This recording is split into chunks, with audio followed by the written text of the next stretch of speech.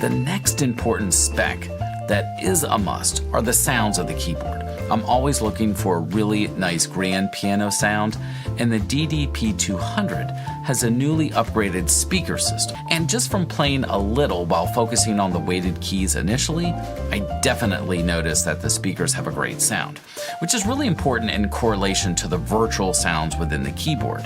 If the speakers aren't that great, the virtual sounds will naturally be lacking.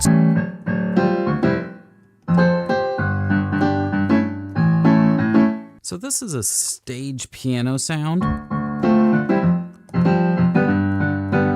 which I think has a really nice sound to it. I'm really happy with this one.